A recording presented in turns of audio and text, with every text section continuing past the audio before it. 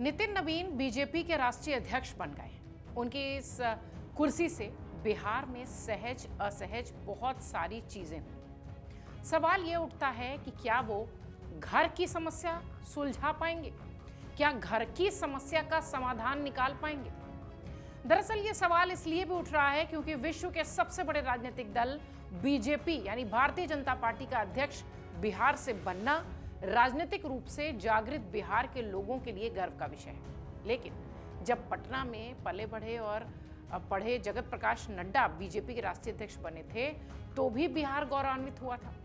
इस बार बिहार के मूल निवासी नितिन नवीन राष्ट्रीय अध्यक्ष बन गए। बीजेपी ने बिहार के लोगों को इस निर्णय से बड़ा संकेत दिया है। सवाल भी इस निर्णय के साथ हैं। सवाल ये उठता है कि क्या नितिन नवीन अपने घर यानी बीजेपी की समस्या, बिहार बीजेपी की समस्या का समाधान निकाल पाएंगे, इसमें हाथ डालने के खतरे से बचेंगे या फिर यहां की जो दिक्कतें हैं उसको निपटाएंगे। ये सवाल इसलिए भी क्योंकि उन्हें समस्या की जानकारी बहुत अच्छे से है। बिहार विधानसभा चुनाव 2025 से पहले भी बीजेपी बिहार में सबसे बड़ी पार्टी थी। 2020 के चुनाव में 74 सीटें जीत कर वो आई थी, लेकिन 25 के आम निर्वाचन से पहले उसकी संख्या 80 विधायकों वाली हो गई थी। बिहार विधानसभा चुनाव 2025 में बीजेपी को 89 सीटें मिली। वास्तव में उसे 9 सीटों का ही फायदा मिला था। विधानसभा में वो सबसे बड़ी पार्टी है। उसके ठीक पीछे राष्ट्रीय जनतांत्रिक गठबंधन में उसके सहयोगी और राज्य के मुख्यमंत्री नीतीश कुमार की पार्टी जनता दल यूनाइटेड है। जेडीयू के 85 विधायक हैं। 243 सीटों वाली बिहार विधानसभा के चुनाव में जीत के कई कारणों में विपक्ष का कमजोर होना भी था, राह भटकना भी था, लेकिन जीत तो जीत होती है, वो बड़ी हो चाहे छोटी। आंतरिक संकट बाहर नहीं आया इसलिए भी शायद क्योंकि विपक्ष बहुत ज्यादा कमजोर था। अगर ये संख्या गिरती, ये संख्या 89 से कम होती तो शायद बीजेपी का प्रदेश मुख्यालय कुछ अलग दिखाई पड़ता। नेता, विधायक, सांसद ये बात बखूबी जानते हैं बिहार की। चूंकि बीजेपी एक अच्छे नंबर से जीत गई इसलिए वहां की समस्या दबी रह गई, समाधान नहीं हुआ। राजनीतिक जानकार, राजनीतिक पंडित जो बिहार को नजदीक से जानते हैं, उनका कहना है कि 2014 के बाद भी बीजेपी बदली हुई है। ये हर कोई मानता है। मानने की वजह अलग अलग हो सकती है। बदली हुई बीजेपी में विरोध कम होता है, खुलकर तो कम से कम नहीं ही होता है। यही कारण है कि दूसरे दल से सम्राट चौधरी आए, प्रदेश बीजेपी के अध्यक्ष बन गए, फिर वित्त मंत्री के साथ अब उप मुख्यमंत्री भी बन गए और कोई हंगामा बाहरी तौर पर नहीं हुआ।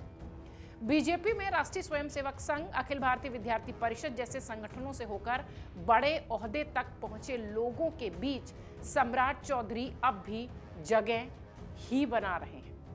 अब सवाल ये उठता है कि कैसे गैर भाजपाई और मूल भाजपाई का अंतर्विरोध इतना शांत है। दरअसल ये शांत नहीं।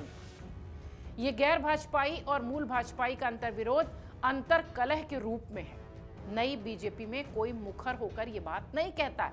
यहां तक कि इस बारे में बात करने पर भी कोई बयान नहीं मिलता है।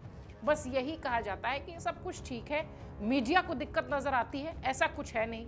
लेकिन हकीकत यह है कि बिहार के इस अंतर्विरोध की जानकारी बीजेपी हेडक्वार्टर को भी है। यही कारण है कि दोनों ध्रुवों को उप मुख्यमंत्री की जिम्मेदारी दी गई है। दोबारा सरकार बनी तो एक को बदलने की बात कही जाती रही, लेकिन ये संभव नहीं हो सका।